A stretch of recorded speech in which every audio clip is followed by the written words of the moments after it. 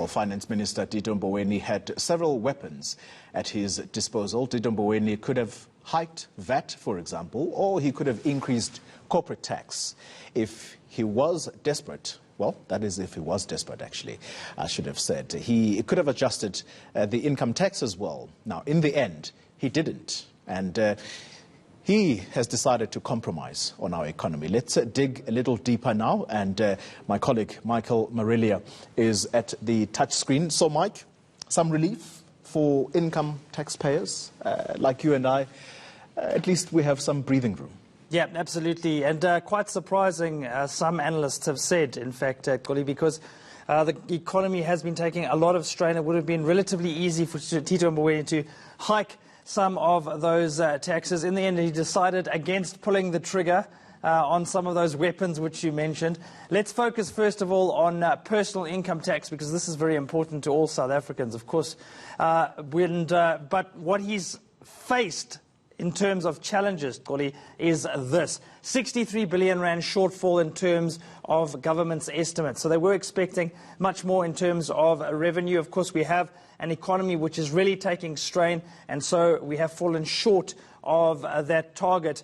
But debt servicing is also a big issue, and this is something which Mboweni is hoping to tackle, I guess, through growth rather than taxing people. For example, 15% of the main budget revenue is now going towards paying off our loans. So debt servicing costs are a real issue. In fact, our debt to GDP is now on track to be 71% in 2023. So this is just a bit of context in terms of the challenge that Mboweni is facing. So let's focus on personal income tax, and that is where we're getting some reprieve. As you mentioned, Mboweni has decided against leaving the income tax brackets alone. So he has adjusted them for inflation. So that means that we're relatively safe in terms of our tax rates based on our income. Also in terms of the tax-free threshold, this will help South Africans who are really struggling to put bread on the table. So that tax-free threshold has gone up roughly 4%, maybe in line with inflation.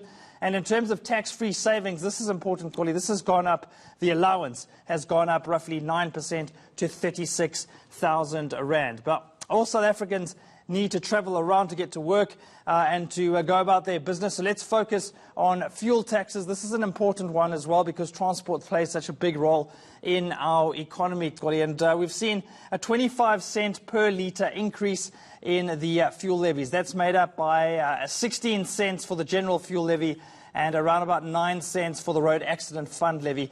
Keep an eye on news when it comes to the road accident fund, because Mboweni did say that it is a concern. It's a big liability for government, second only to Eskom. So he has warned that there's a threat when it comes to the RAF. Willie?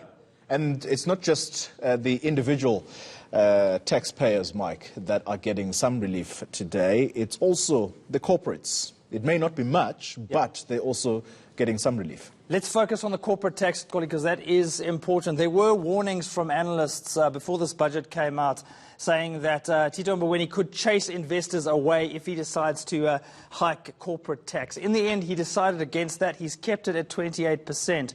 The good news for corporates, I suppose, is that he's also announced that government is planning to cut that rate at some stage in the future, all in a bid, Koli, to attract investment. But I'm going to round things off, Koli, with the most important tax from your perspective, and that's the sin taxes. Let's take a quick look at those numbers. We're talking, of course, about the booze and the smokes. I'm going to wrap it up very quickly. 8 cents per 340 ml can of beer. Wine, an extra 14 cents on a bottle of 750 mils.